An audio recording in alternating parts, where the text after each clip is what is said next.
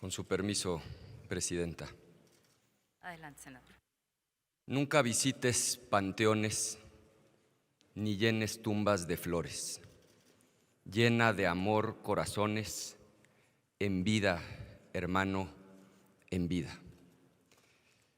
En el marco de esta sesión solemne para honrar la memoria de nuestro querido compañero Gustavo Sánchez, este verso pasa de ser simple poesía a convertirse en una verdad profundamente humana.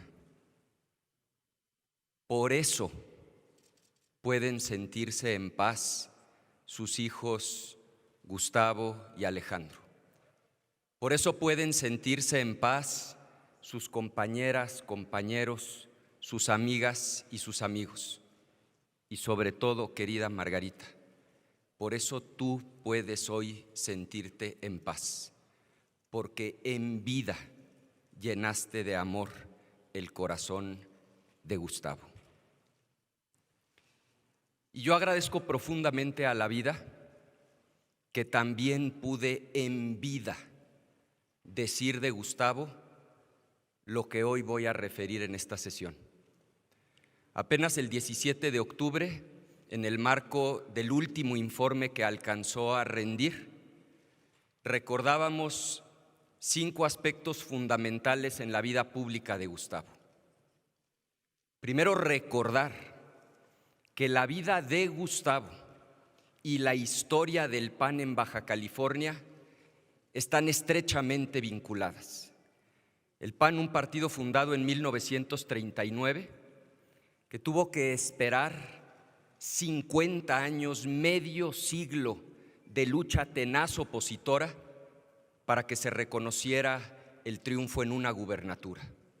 Y eso ocurrió en el estado de Gustavo Sánchez, en Baja California, cuando en 1989 Ernesto Rufo se convierte en el primer gobernador panista en la historia, invita a Eugenio Elorduy como su secretario de Finanzas, y el propio Eugenio, con el acuerdo del entonces gobernador, busca a un entonces joven de 27 años, abogado, fiscalista, talentoso, para pedirle que se incorpore a ese gobierno como procurador fiscal. Ese joven de 27 años, Gustavo Sánchez Vázquez, tuvo la tremenda encomienda de cuidar desde la perspectiva jurídica la hacienda del estado de Baja California, el dinero de la gente. Y una anécdota que a Gustavo le encantaba platicar es que en ese entonces el gobierno de Salinas pretendía hacer un cambio al convenio de coordinación fiscal, lo cual iba a implicar una merma tremenda a los recursos de las y los bajacalifornianos. Y acabaron en una reunión en la oficina del entonces secretario de Hacienda, Pedro Aspe, estaba ahí el subsecretario Gil Díaz, y por parte del gobierno de Baja California, Rufo Elorduy, y el cerebro técnico detrás de la reunión era este joven de 27 años, Gustavo Sánchez Vázquez.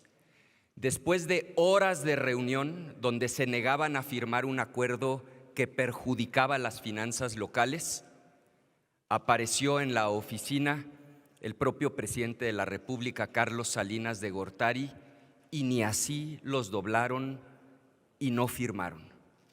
De ese tamaño era el panismo de la época y de ese tamaño era nuestro compañero entonces, un joven de 27 años, Gustavo Sánchez Vázquez. Cuando termina ese gobierno, aunque el PAN gobernaba el estado, nunca había gobernado la capital.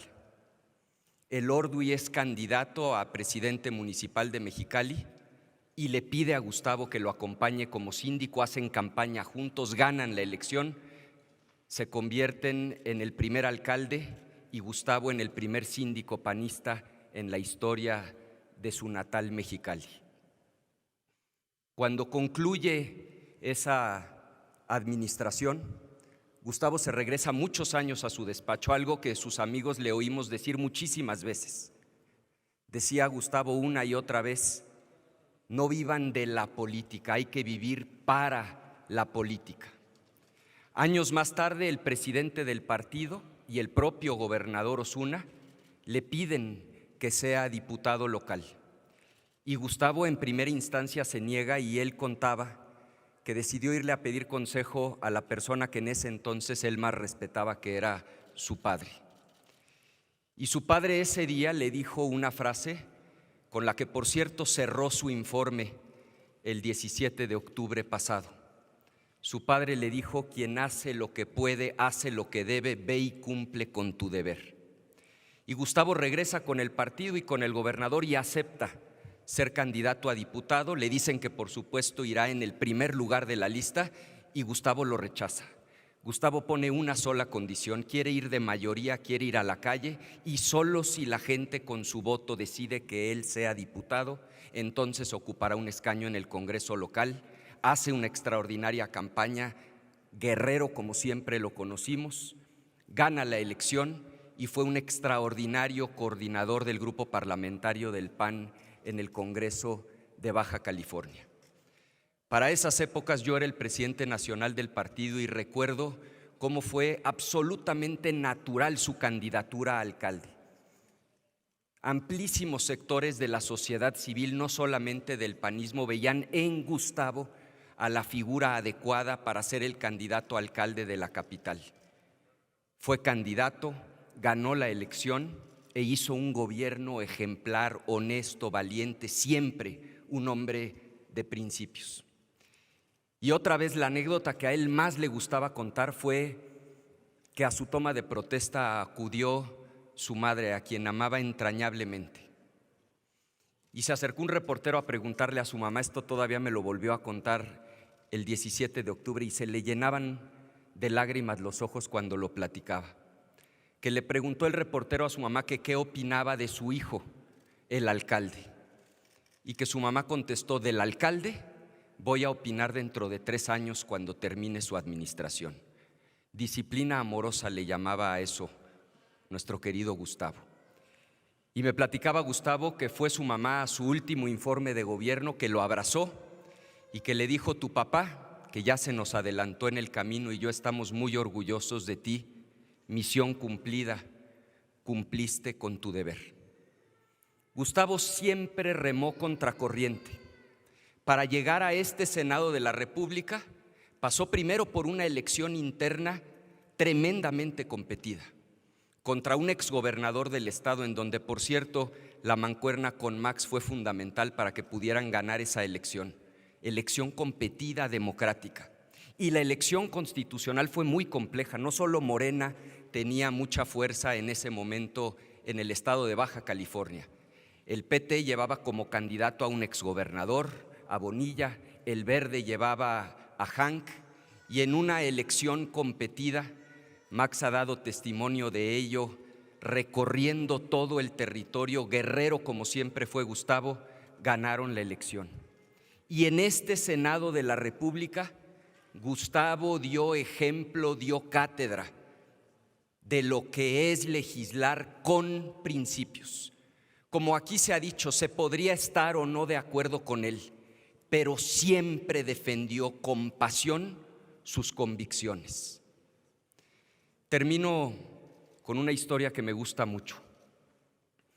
Un joven de unos 14, 15 años, de excursión por la Sierra Gorda de Querétaro, pasa a visitar a un colega del padre Adrián, un colega muy querido en el pueblo, y cuando entra a la casa del padre se da cuenta de que solo tiene una cama y unos muebles, una cama y unos libros. No había un solo mueble adentro de la casa. Y el joven, sorprendido, le pregunta al padre que dónde están sus muebles. Y el padre se le queda viendo a este joven y le dice: pues ¿dónde están los tuyos? Y el joven no entiende en principio y confundido le dice: yo no soy de aquí, yo solo traigo esta mochila porque yo estoy de paso. Y se le queda viendo el padre y le dice: pues esa es exactamente la razón por la que yo tampoco tengo muebles, porque yo también estoy de paso. Y es que todas y todos estamos de paso. Este traje que traemos puesto es prestado. No sabemos el día ni la hora pero todas y todos lo vamos a entregar. El reto es entregarlo como lo entregó Gustavo, con la frente en alto, con la cara limpia, con la satisfacción del deber cumplido. Descanse en paz el amigo, el padre, el esposo amoroso, el abuelo entrañable. Descanse en paz el senador de la República, Gustavo Sánchez Vázquez.